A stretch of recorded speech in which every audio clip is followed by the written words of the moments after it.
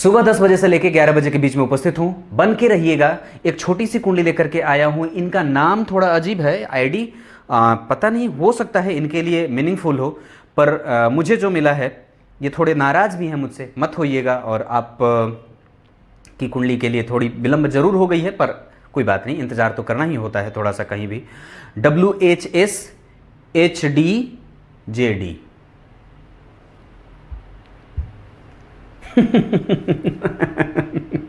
ये क्या है, बदल लीजिए।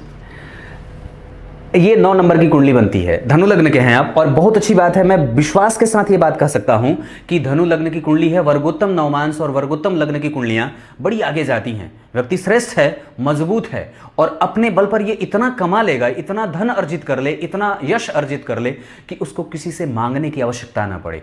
लग्न की कुंडली धनु लग्न की बनी, लग्न के अधिपति पंचम भाव में, अपने भाव से पंचमस्थ होकर के मित्र की राशि में, ये व्यक्ति की कुंडली के लिए अच्छी है। पर एक बात बताता हूं, आने वाले दिनों में मैं इसी पे कार्यक्रम बनाने वाला हूं और आपकी कुंडली में वो बात घटित हो गई है। पंचम भाव में गुरु अनिष्ट हो जाते हैं, संतान का सुख नहीं देते।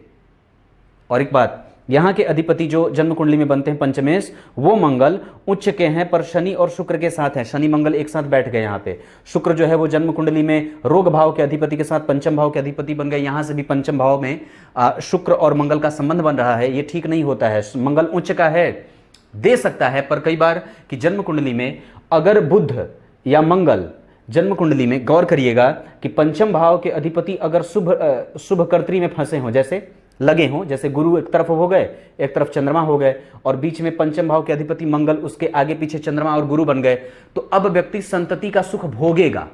तो अपनी संतति तो होने से रही, क्योंकि ये गुरु देंगे नहीं, मुश्किल है बड़ी। और उस पे जो है वो केतु का असर भी है। तो आपकी कुंडली में दत्तक पुत्र प्राप्त करने का या पुत्र गोद लेने का योग है।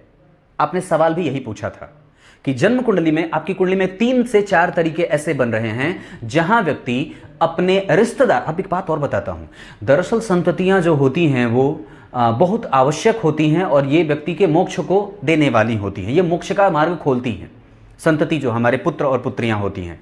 अब उसमें होता क्या है कि अगर आप किसी भी संतति को प्राप्त करना चाहते हो, अपना पूरा प्रयास कर लिया, पर उसमें मुमकिन अब नहीं दिख रही हैं चीजें, तो श्रेष्ठ समय पे, अनुकूल वक्त पे, अनुकूल व्यक्ति के संतति को प्राप्त किया जा सकता है, जो श्रेष्ठ हो, जो अच्छा हो, जो जान पहचान का हो, जो कभी भी वर्ण संकरता का उसको दोष न लगा हो, जो नीच कुल उत्पन्न न हो, जो मजबूत हो, जिसके माता पिता श्रेष्ठ हों, जो अच्छे कुल से आते हों, जो अच्छा हो, या फिर ऐसी स्थिति की जो हर तरीके से आपको मजबूती की तरफ ही बढ़ाए, जिसके पूर्वज अच्छे रहे हों। या फिर कई बार कि अगर हम उसको ना जाने तो अनजाने में हमें परमात्मा के द्वारा जो चीज मिल जाती है, हमें उसका आसानी से प्रसाद समझ करके भगवान का ग्रहण कर लेना चाहिए। आपकी कुंडली में पुत्र को प्राप्त करने का योग है और वो उपस्थित है। गुरु के ऊपर पंचम भाव में गुरु अगर बैठे हों और उस पे केतु का असर हो, राहु का असर हो, पंचम भाव पे शनि का असर हो, तो व्यक्ति को आसानी से पुत्र प्राप्त करने का योग बनता है, वो भी पुत्र प्राप्ति का योग। यहां पे गुरु ही है जो आपको पुत्र नहीं दे रहे हैं, एकमात्र यही। और पंचम भाव का अधिपति छठे भाव में बैठ गया है शुक्र और बुध के साथ। ये भाव बड़ा बढ़िया है, इसको खराब नहीं कहूंगा, पर ये आपके विपरीत परिस्थिति के लिए बढ़िया है। ऐसी की स्थिति में वो ठीक नहीं है। अगर D7 भी आपकी कुंडली का मैं देख रहा हूं, तो सप्तमांश कुंडली, वहां पे लग्न बुध का बनता है, जो यहां 3 नंबर लिखा, और यहां पे 9 नंबर में बुध बैठ करके लग्न को देख रहे हैं, मतलब वहां भी ठीक है स्थिति। पर जरा गौर करिए, वो केंद्र खाली है, लग्न में चंद्रमा बैठे हैं।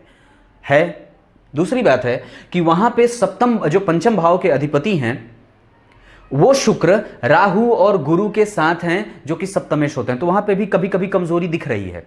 और ऊपर से एक बात और बता दूं, तो शनि नीच का होकर के सप्तमांश कुंडली में यहां नीच के बैठे हैं। यहां 3 नंबर लिखेगा तो यहां 1 लिखेगा ना जी, तो 1 यहां लिखा, और यहां के अधिपति होकर के मंगल जाकर के जन्म कुंडली में रोग भाव में बैठे हैं, और यहां पे नीच के शनि हो गए और उसको 7वीं दृष्टि से पंचम भाव को देख लिया। तो लग्न कुंडली में कमजोरी ये रही कि गुरु यहां अकेले बैठ गए, ये खराब ही करते हैं, अनिष्ट हो जाता है, उनको नुकसान दे देते हैं। पुत्र का, पत्नी का संपूर्ण सुख ना मिले, पुत्री, और कई बार हो तो बहुत ज्यादा हो जाए, कई बार एक मात्र पूरी पुरुष संतति ही होती रहे, कई बार स्त्री संतति ही खाली होती रहे। और उसके बाद अगर हो भी तो उससे प्रेम ना रहे, दूरी बनी रहे, वैचारिक मतभेद मिलता रहे, परेशानियां होती रहें, यश न मिले, व्यक्ति को कृतार्थ नहीं होता है। कई बार व्यक्ति जैसे होता ना, कृतार्थ हो गया मैं, तो वो नहीं, उसको उसका सुख नहीं मिल पाता है।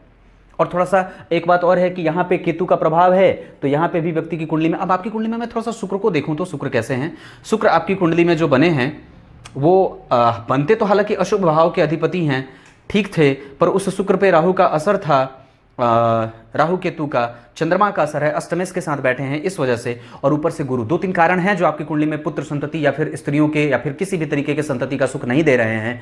तो फिर भी ये स्थिति अगर बन रही है कि गुरु को राहु केतु का असर हो और पंचमेश अगर शुभ कर्तरी में बैठे हों, तो ऐसी स्थिति में कि जन्म कुंडली में अगर यहाँ पे शनि का प्रभाव बने, तो 3 से 4 स्थितियां ऐसी बन रही हैं जहां आप चाहें तो निस्संदेह गोद ले सकते हैं, आपकी कुंडली में वो योग उपस्थित है। क्लियर है? मिल गई शांति, हो गए प्रसन्न, तो अब जाइएगा मत, बन के रहिएगा। और एक सलाह दूं, इस आईडी को बदल दीजिए। प्रणाम करता हूं, सबको नमस्कार करता हूं।